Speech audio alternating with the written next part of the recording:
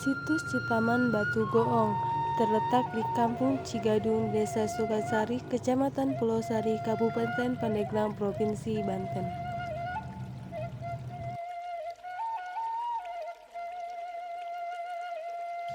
Situs Citaman Batu Goong terdapat 9 sumber mata air.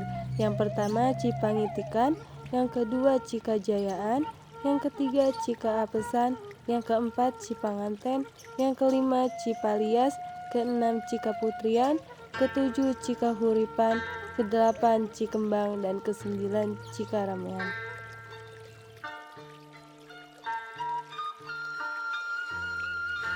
Wisata mata air Citaman ini merupakan salah satu situs purbakala yang berumur lebih dari 2.500 tahun. Kolam mata air ini sudah ada sejak zaman sebelum Masehi.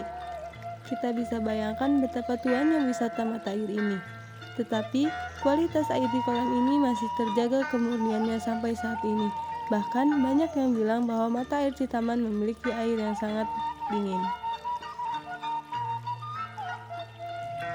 Mata air Citaman keluar dari sela-sela batu yang ada di tengah kolam. Hal inilah yang menarik perhatian pengunjung untuk berenang di sini. Suasana alamnya yang asri menjadi salah satu keunggulan dari wisata mata air Citaman. Letaknya yang jauh dari pemukiman warga dan dikelilingi oleh tanaman kirai membuat suasana di tempat ini semakin alami. Mata air Citaman adalah warisan kekayaan alam dari nenek moyang kita. Harus selalu kita jaga sampai anak cucu kita pun dapat menikmati dingin dan segarnya berendam di kolam ini. Kolam yang menjadi saksi bisu peradaban manusia. Mata air Citaman ini termasuk warisan purbakala. Tempat ini termasuk kawasan yang dilindungi dalam Undang-Undang Nomor 5 Tahun 1992 tentang Cagar Budaya. Kekhasan situs prasejarah yang berupa bebatuan pada kolam air yang luasnya mencapai 350 meter persegi itu banyak dijumpai jenis bebatuan, mulai batu-batu berlobang, batu lumpang, batu dakon, batu bergores, pecahan batu pipisan, pecahan alu, dan pecahan keramik asing. Masih di lokasi yang sama, tak jauh dari mata air Citaman, ada sebuah situs peninggalan bersejarah yang masih terjaga hingga saat ini, namanya Batu Goong. Memang butuh energi tambahan mendaki jalan tanpa aspal, jaraknya sekitar 500 meter dengan waktu tempuh tak lebih dari 15 menit dari jalan utama. Pada zaman dahulu, Batu Goong yang terletak di Bukit Kaduguling adalah tempat pertemuan para biksu masa itu. Terlihat dari bentuk batu di sekitar batu yang menyerupai gong seperti kursi-kursi kecil. Pada masanya, Kaduguling adalah sebuah desa kecil yang penduduknya mayoritas beragama Buddha, dan Batu Goong ini dijadikan sebagai pusat peribadatan dan penyembahan.